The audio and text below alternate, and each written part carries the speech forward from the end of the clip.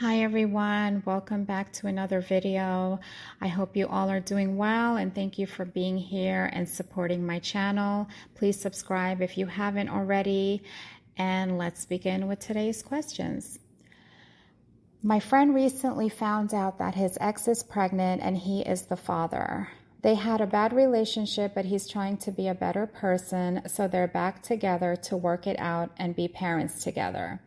What do you think about people putting their differences aside and be together because they're parents now?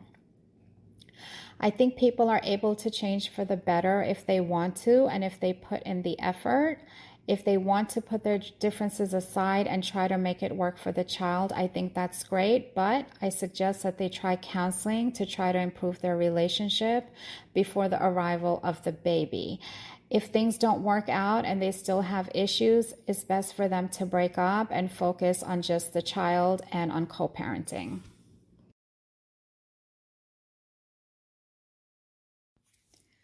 Please help. My son, who is in the 10th grade, is saying he hates school. How do I address this?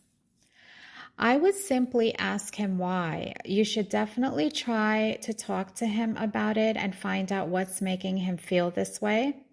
It's very normal for a child to say that they hate school at some point, but I would find out what the reason is, and based on that, I would take immediate action.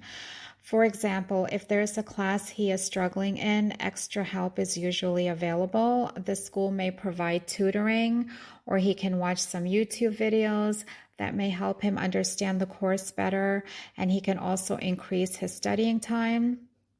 If it's an issue with classmates or other students, or if he's being bullied, which I take very serious, I would waste no time and speak with the school administration or try to enroll him in another school, or maybe even look into enrolling him in a virtual high school program.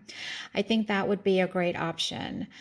So these are just a few reasons and advice I can think of. He may have a completely different issue, so I can't give the most helpful advice right now because I don't know his reason. But whatever it is, I hope he gets through it and things turn out for the best. The following question was asked by a man looking for answers from women.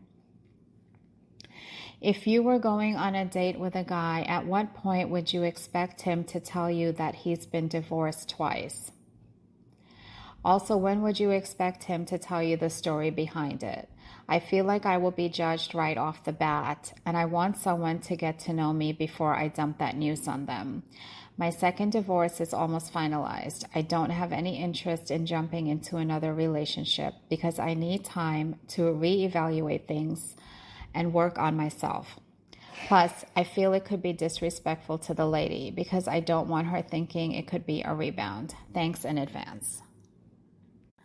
Since your divorce is about to be finalized and you don't have an interest in jumping into another relationship, you should probably hold off on dating for a while and start dating when you are ready for a relationship. I understand you don't want to tell them too early, but you shouldn't wait too long either. With that being said, if you feel there is a connection between you two, I think you should tell them about being divorced twice by the third date. And at the same time, or by the fourth date, tell them the general reason for the divorce. And if they ask questions, then just be honest and give them as many details as they ask. I want to point out, in general, when people meet someone who has been divorced more than once, they're often seen as the problem, but you'd be surprised that's not always the case. And sometimes no one is really the problem in the marriage. It's just a matter of not being compatible. This question is directed to women. Women, what actually makes a man valuable/desirable? In my opinion, it would be someone who is honest, compassionate, intelligent, stable, mature, has a sense of humor, and fears God. The following is something I read on social media several years ago, and I want to give my opinion and advice on a situation like this. A woman is very close to her due date and can go into labor anytime. At the same time, her husband's elderly father, her father-in-law, is in critical condition in the hospital, and doctors say anything can happen at any time. What does the husband do? In my opinion, and some may disagree with it, and that's okay, the husband should be with his elderly father. Why? Number one, he is his father who raised him, loved him, took care of him. Number two, he is on the verge of losing his life. He is living in his last days or day, or perhaps even hours. He can take his last breath at any time. As for the wife and his unborn child, yes, it is important for the husband to be by her side, no doubt, but due to the circumstance and timing, I think it's more important to be with the parent in their last days than to be there for a wife and unborn child in his or her first days. The child has his or her whole life in front of them in which the father can be present. It's more important to be physically and emotionally available in times of sorrow than during times of joy. And I say all this as a mother of a lot of children, so there is no bias here. If I were in labor and my husband had to choose between being with me or being with his ill elderly father or mother, my mother-in-law or father-in-law, I would encourage him to be with them, hands down. All right, guys, that's all for now. Thank you again for taking an interest in my channel. I truly appreciate it.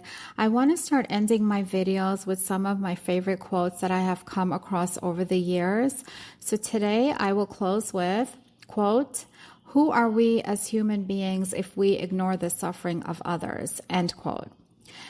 Compassion is so important for us humans to have. Without compassion, there is no humanity.